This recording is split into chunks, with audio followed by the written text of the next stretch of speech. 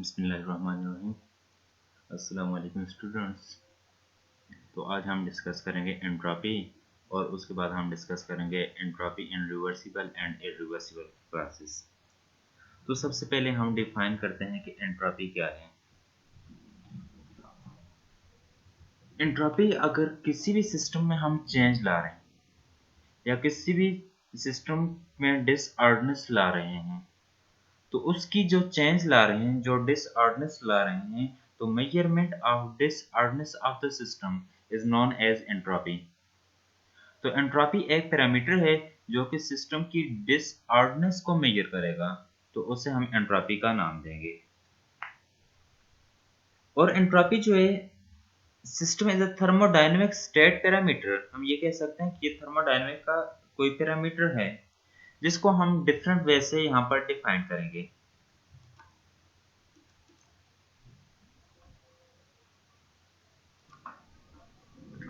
सबसे पहले the entropy of an object is measure of the amount of energy which is unavailable to do work।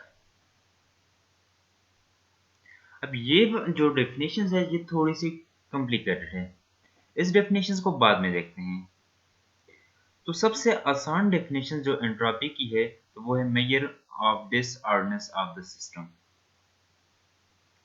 जो कोई भी disorderness हो किसी सिस्टम की, तो उसको जब मेजर करेंगे जिस पैरामीटर से, तो वो पैरामीटर जो होगा उसे एंट्रोपी कहा जाता है। तो इसे कैसे समझेंगे, यहाँ पर एक एग्जांपल ली हुई है। कोई भी कंटेनर है जिसमें 4 वाइट बाल हैं और 4 जो हैं ब्लैक बाल हैं। इनिशियल जो फर्स्ट स्टेट है जिसके साथ लिखा हुआ है ऑर्डर स्टेट, तो ऑर्डर स्टेट में वाइट बाल जो हैं इनको एक रो में प्लेस्ड किया हुआ है और ब्लैक बाल जो हैं इनको भी एक ही रो में प्लेस किए हुए है। जब दोनों बाल जो हैं एक तरतीब में रखी गई हैं तो इनको ऑर्डर स्टेट कहा जाता है।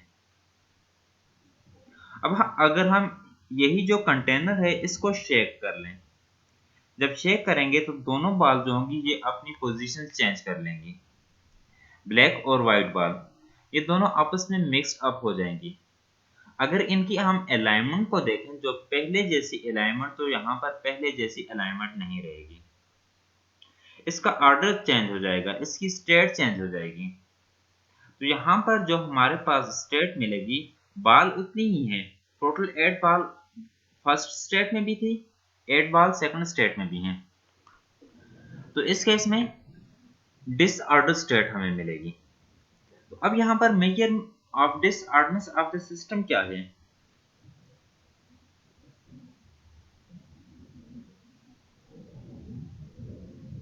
कि यहाँ पर डिसऑर्डरनेस कितनी इंक्रीज हुई है। तो इसकी जब डिसऑर्डरनेस को हम मेजर करेंगे तो ये डिसऑर्डरनेस होगी, इसे एंट्रोपी का नाम दिया जाएगा। इसकी थर्ड एग्जांपल की तरफ जाते हैं। Measure of amount of energy of the system that is unavailable to do work. ये बिल्कुल सेम है फर्स्ट डेफिनेशन की तरह। तो इसको समझने के लिए हम यहाँ पर एग्जांपल में दो सोर्स लेते हैं, एक सोर्स और दूसरे को सिंक कह लेते हैं। सोर्स जो है जिसका टेम्परेचर 200 डिग्री सेंटीग्रेड है और लो टेम्परेचर रिजर्वायर जो है जिसका टेम्परेचर 100 डिग्री सेंटीग्रेड है। इनिशियली दोनों जो है हाई टेम्परेचर रिजर्वायर और लो टेम्परेचर रिजर्वायर दोनों जो है एक दूसरे के साथ थर्मल कांटेक्ट में नहीं है। जब ये थर्मल कांटेक्ट में नहीं है तो नेक्स्ट हम ये कहेंगे कि इन्हीं दो जो हाई टेम्परेचर रिजर्वायर और लो टेम्परेचर रिजर्वायर जो हैं इनको थर्मल कांटेक्ट में रख लें। जब इनको थर्मल कांटेक्ट में रखेंगे तो हमें पता है कि हीट जो होती है हमेशा फ्लो करती है हायर से लोअर की तरफ। तो यहाँ पर हायर टेम्परेचर हमारे पास ये आ रहा है 200 डिग्री सेंटीग्रेड और लोअर टेम्परेचर ये 100 डिग्री सेंटीग्रेड आ रहा है। तो हीट जब हम इसको थर्मल कांटेक्ट में रखेंगे तो हीट फ्लो करेगी हायर से लोअर की तरफ। जब हायर से लोअर की तरफ हीट फ्लो करेगी तो यहाँ पर ये वाला जो सिस्टम बन रहा है एज अ हीट इंजन। हम ये कहते हैं कि हाई टेम्परेचर रिजर्वायर से Q1 अमाउंट ऑफ हीट हम ले रहे हैं और Q2 amount of heat low temperature reservoir को ट्रांसफर कर रहे हैं। इस Q1 अमाउंट ऑफ हीट का कुछ पोर्शन जो होगा ये वर्क डन में यूज होगा और जो वर्क डन से बच जाएगा तो उसको हम यूज करेंगे लो टेम्परेचर रिजर्वायर को या सिंक को हम ट्रांसफर कर देंगे। अब ये हमारे पास एक्ट कर रहा है as a heat engine act कर रहा है। टोटल अगर हीट हम देखें तो 200 degree centigrade high temperature reservoir की और 100 डिग्री सेंटीग्रेड जो है लोअर टेम्परेचर रिजर्वायर की हीट है। जब हीट हायर टेम्परेचर से फ्लो करेगी तो यहाँ 200 से हीट फ्लो करेगी, 190 रह जाएगी, उसके बाद 180 इस तरीके से कम होती जाएगी। इनिशियली ज्यादा हीट फ्लो होगी और बाद में कम हीट फ्लो होती जाएगी। किस टाइम तक हीट फ्लो होती जाएगी? जब तक हाई टेम्परेचर रिजर्वायर और लोअर टेम्परेचर रिजर्वायर इन दोनों का टेम्परेचर बिल्कुल सेम नहीं हो जाता। जब इन दोनों का टेम्परेचर सेम हो जाएगा तो इस केस में हम ये कहेंगे कि यहाँ से 50 डिग्री जब इसका टेम्परेचर लोअर टेम्परेचर रिजर्वायर जो है इसका 50 डिग्री सेंटीग्रेड टेम्परेचर राइज हो जाएगा तो दोनों बॉडीज जो होंगी आपस में थर्मल इक्विलिब्रियम में आ जाएंगे। तो हाई टेम्परेचर रिजर्वायर जो था उसका टेम्परेचर भी 150 सेल्सियस और दूसरा जो होगा लो टेम्परेचर रिजर्वायर इसका टेम्परेचर भी इतना ही रहेगा। जबकि थर्मल कांटेक्ट में होंगे तो it will behave as a heat engine and energy is available for doing work. तो इस केस में जो एनर्जी थी ये एनर्जी थी अवेलेबल थी डूइंग वर्क के लिए। जब इनका टेम्परेचर आपस में इक्वल हो गया 150 और ये भी 150 हो गया, the system has heat energy but unavailable for doing work. तो जब दोनों का टेम्परेचर आपस में इक्वल हो जाएगा तो यहाँ पर कोई एनर्जी भी फ्लो नहीं करेगी। जब कोई एनर्जी भी फ्लो नहीं करेगी तो हम ये कहेंगे कि यहाँ पर अनअवेलेबल एनर्जी नहीं है डूइंग वर्क के लिए। तो एक्स्ट्रा एनर्जी और नहीं होगी जो फ्लो करे जिसकी वजह से यहाँ पर कोई वर्क हो। तो डेफिनेशन देख लें, measure of the amount of energy of the system that is unavailable to do work. तो इस केस में the system has heat energy but unavailable for doing work because this arrangement is now become single reservoir and no more as a heat engine। तो अब high temperature और lower temperature in दोनों का temperature same हो गया तो ये दोनों सेम ये एक्ट कर रहे हैं एज अ सिंगल रिजर्वायर क्योंकि टेम्परेचर सेम हो गया दोनों का। ये भी 150 डिग्री सेंटीग्रेड और लोअर टेम्परेचर जो था ये भी 150 डिग्री सेंटीग्रेड। अब यहाँ पर ये बन रहे हैं एज ए सिंगल रिजर्वायर। जब ये सिंगल रिजर्वायर बन रहे हैं तो यहाँ पर कोई एक्स्ट्रा एनर्जी नहीं होगी जो कि फ्लो करे। The measure of the amount of energy of the system that is unavailable to do work is called entropy। और यहाँ पर जो अनअवेलेबल एनर्जी जो होगी उसको हम मेजर करेंगे तो वो एंट्रोपी होगी। अब देख लें इनिशियल स्टेट ये आ रही है हायर टेम्परेचर रिजर्वायर और दूसरा लोअर टेम्परेचर रिजर्वायर। तो इनिशियल स्टेट और फाइनल स्टेट ये आ रही है 150 और 150। तो इन दोनों में डिफरेंस आ रहा है तो जस्ट एंट्रोपी डिपेंड करती है इनिशियल स्टेट और फाइनल स्टेट पर। एक और डेफिनेशन देख लेते हैं। The thermal property of a system that remain constant during adiabatic process known as entropy. तो वो थर्मल प्रॉपर्टी जो कि एडियाबैटिक प्रोसेस में कांस्टेंट हो तो उससे भी एंट्रोपी कहा जाता है। कोई भी सिस्टम जो हो अगर हम उसको टेम्परेचर दें तो उसकी एंट्रोपी जो होगी वो इंक्रीज हो जाएगी। किस वजह से एंट्रोपी इंक्रीज होगी? जब हम उसे टेम्परेचर देंगे उसकी इनिशियल स्टेट और फाइनल स्टेट जो होगी वो चेंज होती जाएगी।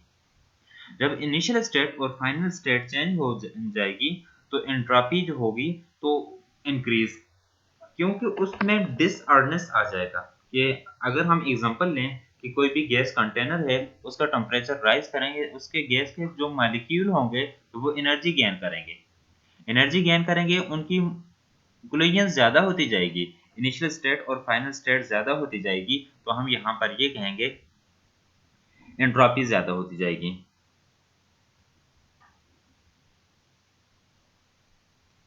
और जो हमने ऊपर डिफाइन किया है, thermal property of a system that remain constant during adiabatic process, तो एडियाबैटिक प्रोसेस में थर्मल प्रॉपर्टी जो होती है वो कांस्टेंट होती है।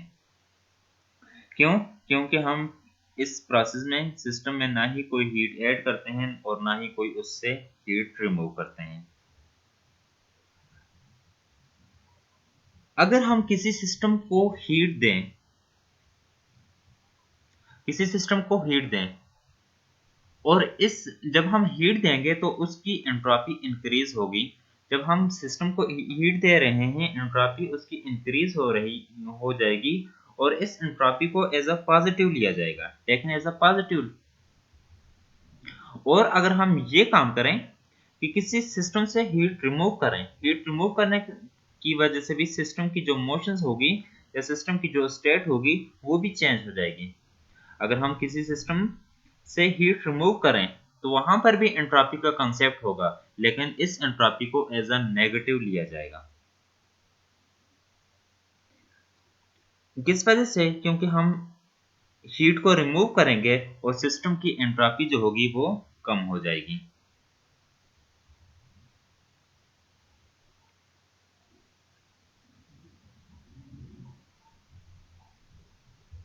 The entropy of a system decrease when heat leave the system.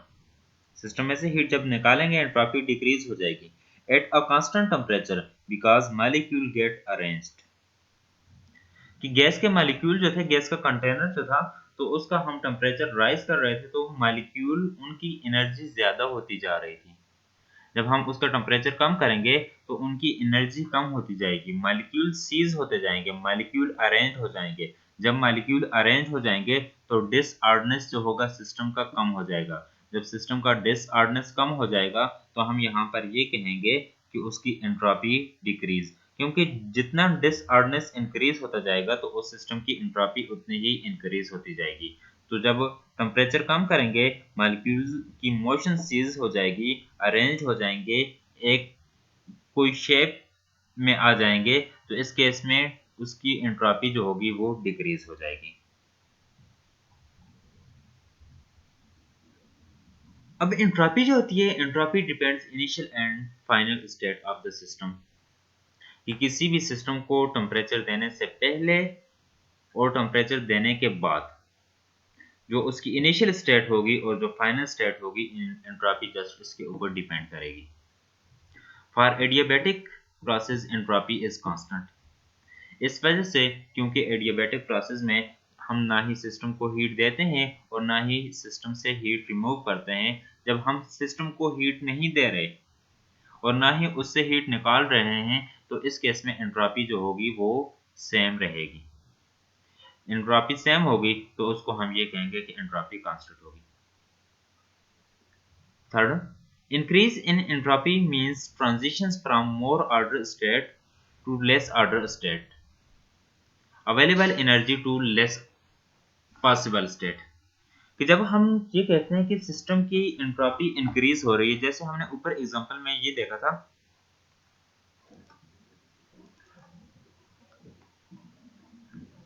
कि यहाँ से हीट जो है फ्लो कर रही है हायर टेम्परेचर से लोअर टेम्परेचर की तरफ। तो इसी तरीके से यहाँ पर increase in entropy means transitions from more order state to less order state. कि जब हम मोर ऑर्डर स्टेट से लेस ऑर्डर स्टेट की तरफ आएंगे तो उसकी एंट्रोपी जो होगी इंक्रीज होगी। या मोर ऑर्डर स्टेट जो होगी वहां पर एनर्जी ज्यादा होगी, वहां पर टेम्परेचर ज्यादा होगा, और लेस ऑर्डर जो होगा वहां पर एनर्जी कम होगी। तो एनर्जी हमेशा फ्लो करती है available energy to less possible state में। अब मैथमेटिकली एंट्रोपी को डिफाइन करेंगे तो मैथमेटिकली हम एंट्रोपी को ऐसे डिफाइन करेंगे, entropy is ratio of heat and temperature, या एब्सोल्यूट टेम्परेचर हम कह रहे हैं। और सिंबॉलिकली एंट्रोपी को एस से रिप्रेजेंट करेंगे। यहाँ पर एस जो है, एस रिप्रेजेंट कर रहा है, एंट्रोपी को रिप्रेजेंट कर रहा है। अगर यूनिट देखें एंट्रोपी का, तो एंट्रोपी का यूनिट होगा हीट, और टेम्परेचर है तो हीट का यूनिट होगा जूल, और टेम्परेचर इसका यूनिट केल्विन, तो एंट्रोपी का यूनिट होगा जूल पर केल्विन। ये एंट्रोपी का यूनिट होगा। नेक्स्ट हम यहां पर देखते हैं एंट्रोपी एंड रिवर्सिबल प्रोसेस। सबसे पहले रिवर्सिबल प्रोसेस। रिवर्सिबल प्रोसेस ऐसा प्रोसेस होता है जिसको हम उसकी ओरिजिनल कंडीशन में दोबारा ला सकें। The process can be retraced back to its original conditions is known as reversible process। और इसके बाद irreversible process। और irreversible process ऐसा प्रोसेस जो होता है जिसको हम उसकी ओरिजिनल कंडीशंस में ना ला सकें, तो वो irreversible process होता है। अब हम देखते हैं एंट्रोपी एंड रिवर्सिबल प्रोसेस। तो रिवर्सिबल प्रोसेस में एंट्रोपी क्या होगी? हमने प्रीवियस पढ़े थे कार्नोट इंजन, हीट इंजन। तो कार्नोट साइकिल जो था वो रिवर्सिबल प्रोसेस था, जिसमें डिफरेंट प्रोसेस थे। तो कार्नोट साइकिल जो होता है रिवर्सिबल प्रोसेस। तो अब यहाँ पर एक कार्नोट साइकिल ले रहे हैं जो कि परफॉर्म हो रहा है बिटवीन हाई टेम्परेचर और लोअर टेम्परेचर के दरमियान। उसी तरीके से हाई टेम्परेचर रिजर्वायर और लोअर टेम्परेचर रिजर्वायर के दरमियान। तो यहाँ पर हीट फ्लो करेगी, हायर टेम्परेचर से लोअर टेम्परेचर की तरफ हीट फ्लो करेगी। हमने हीट इंजन के केस में से Q1 और Q2 की फॉर्म से में रिप्रेजेंट किया था, लेकिन जनरली यहाँ पर हम इस फॉर्म में रिप्रेजेंट कर लेते हैं QH और QL। QH रिप्रेजेंट कर रहा है heat of higher temperature reservoir, और QL रिप्रेजेंट कर रहा है heat of lower temperature reservoir. Efficiency इसकी हमने लिखी थी, तो एफिशिएंसी ये हमारे पास आ रही थी 1 - QL over QH। ये एफिशिएंसी थी इन टर्म ऑफ हीट। अगर इसी एफिशिएंसी को इन टर्म ऑफ टेम्परेचर लिखें तो इक्वेशंस 2 हमें मिल जाएगी। इक्वेशंस 1 और 2 की अगर लेफ्ट हैंड साइड को देखें तो इन दोनों की लेफ्ट हैंड साइड आपस में सेम आ रही हैं। तो इक्वेशंस 1 और 2 की लेफ्ट हैंड साइड को कंपेयर कर लिया। जब कंपेयर करेंगे तो ये टर्म हमारे पास बन जाएगी। अब इस टर्म के 1 और 1 दोनों साइड से कैंसिल हो जाएगा, उसके बाद ये जो माइनस आएगा तो ये माइनस भी कैंसिल हो जाएगा। हम इसको अरेंज कर लेंगे। QH और हायर टेम्परेचर की जो टर्म होगी उनको एक साइड और लोअर वाली टर्म एक साइड लिख लें। अब हमें पता है कि हीट फ्लो करती है हायर से लोअर टेम्परेचर की तरफ हीट फ्लो करती है, तो लोअर में हमारे पास हीट जो होगी वो हम उसे नेगेटिव लेंगे। तो इस साइड जब हम लेकर आएंगे तो ये वाली हीट जो होगी ये प्लस हो जाएगी।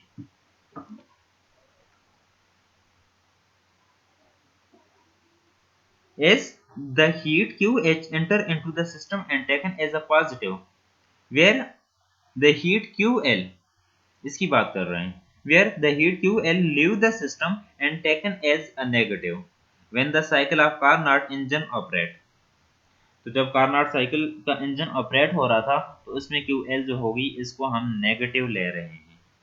जब इस टर्म को इस साइड लेकर आएंगे तो ये प्लस हो जाएगी। अब इसको समेशंस की फॉर्म में लिखते हैं। जब समेशंस की फॉर्म में लिखेंगे तो ये हमारे पास आ जाएगा QH डिवाइडेड बाई T। तो ये टोटल हीट हमारे पास बन जाएगी समेशंस की फॉर्म में। इन लिमिटिंग केस, इस समेशंस को जब हम खत्म करेंगे, in limiting case summations change to integral form. Therefore, reversible process we can write as, तो रिवर्सिबल प्रोसेस इस समेशंस को जब हम इंटीग्रल फॉर्म में कन्वर्ट करेंगे तो रिवर्सिबल प्रोसेस ये आ जाएगा। तो रिवर्सिबल प्रोसेस में टोटल हीट जो होगी वो 0 होगी। अगर दो स्टेट हमारे पास आ रही हैं, एक स्टेट ए और दूसरी स्टेट बी, तो उसमें जो एंट्रोपी का डिफरेंस होगा उसको हम डेल एच से रिप्रेजेंट करेंगे। और इसी को अगर इंटीग्रल फॉर्म में, इस फार्मूले से इंटीग्रल फॉर्म में लिखें, ए टू बी इनिशियल स्टेट है और फाइनल स्टेट बी होगी dq over dt। इसे हम ऐसे भी लिख सकते हैं ds is equal to dq over dt।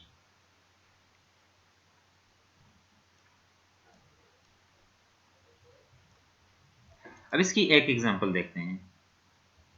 Example ये है कि यहाँ पर इनिशियल एक स्टेट ए है और दूसरी स्टेट बी है।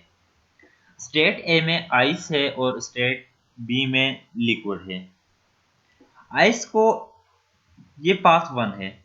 आइस को जब हम हीट दे रहे हैं तो यहाँ पर इसका टेम्परेचर राइज हो जाएगा, तो यही आइस जो है ये लिक्विड में कन्वर्ट हो जाएगी। अभी हमने प्रीवियस देखा था कि जब हम किसी सिस्टम को हीट देंगे तो लाजमी बात है किसी भी सिस्टम को हीट दें तो उसकी स्टेट चेंज हो जाएगी। जब स्टेट चेंज होगी उसका ऑर्डर चेंज हो जाएगा। ऑर्डर चेंज होगा तो हम यहाँ पर ये कहेंगे कि एंट्रोपी इंक्रीज हो जाएगी। अब यहाँ पर आइस का स्टेट डिफरेंट है, लिक्विड की जो स्टेट होगी डिफरेंट होगी। जब हम आइस को हीट दे रहे हैं तो हीट देने की वजह से हमें लिक्विड मिलेगा। जब हमें यहाँ पर लिक्विड मिलेगा तो इस केस में हम ये कहेंगे एंट्रोपी इंक्रीज हो रही है। एंट्रोपी को पॉजिटिव लेंगे क्योंकि हम हीट ऐड कर रहे हैं। जब भी किसी सिस्टम में हीट ऐड करेंगे तो एंट्रोपी जो होगी वो इंक्रीज होगी, उसको एज अ पॉजिटिव लिया जाएगा। फिर सेकंड केस में लिक्विड को कन्वर्ट कर रहे हैं हम आइस में, तो लिक्विड को आइस में कैसे कन्वर्ट करेंगे? जितनी हीट हमने इस सिस्टम को दी थी उतनी ही हीट हम अब इस सिस्टम से अगर टेक आउट करें, इस सिस्टम से हीट को निगलेक्ट करते हैं, रिमूव करें, जब हम इस सिस्टम से हीट को रिमूव करेंगे तो लिक्विड जो होगा आइस में कन्वर्ट। अब लिक्विड की स्टेट डिफरेंट थी, आइस की स्टेट डिफरेंट, तो इसकी एंट्रोपी जो होगी इंक्रीज हो जाएगी, डिक्रीज हो जाएगी। किस वजह से? क्योंकि हम अब इस केस में सिस्टम से हीट रिमूव कर रहे हैं। जब हम सिस्टम से हीट रिमूव करेंगे मोशन सीज हो जाएगी, मॉलिक्यूल अरेंज हो जाएंगे, तो एक स्टेट दोबारा स्टेट अब यहाँ पर डिसऑर्डर स्टेट होगी और आइस के केस में स्टेट, तो इस केस में जो एंट्रोपी होगी इसे नेगेटिव लिया जाएगा। तो फर्स्ट केस में dq अमाउंट ऑफ हीट हम ऐड कर रहे थे तो इससे एंट्रोपी जो होगी वो पॉजिटिव आएगी, S1 is equal to dq over dt। Second case में dq अमाउंट ऑफ हीट, उतने ही हीट हम इससे रिमूव कर रहे थे तो उससे एंट्रोपी नेगेटिव आएगी, S2 is equal to minus dq over dt। तो आइस को लिक्विड में कन्वर्ट किया और लिक्विड को आइस में, तो इनिशियल स्टेट आइस थी तो दोबारा हमें वही स्टेट मिली, तो ये वाला प्रोसेस जो होता है ये रिवर्सिबल प्रोसेस होता है। टोटल हीट अगर इसकी देखें तो टोटल हीट ये होगी S is equal to S1 plus S2। तो यहाँ से इसकी वैल्यू पुट कर लें तो प्लस टर्म और माइनस वाली टर्म जो होगी आपस में कैंसिल हो जाएगी, तो यहाँ से एंट्रोपी जो होगी जीरो होगी। तो रिवर्सिबल प्रोसेस था, तो रिवर्सिबल प्रोसेस जो होगा, रिवर्सिबल प्रोसेस में हमेशा एंट्रोपी सिस्टम की जीरो होती है। और इरिवर्सिबल प्रोसेस जो होगा नेक्स्ट लेक्चर में हम डिस्कस करेंगे कि इरिवर्सिबल प्रोसेस की एंट्रोपी ग्रेटर देन जीरो होती है, वो जीरो के इक्वल नहीं होती।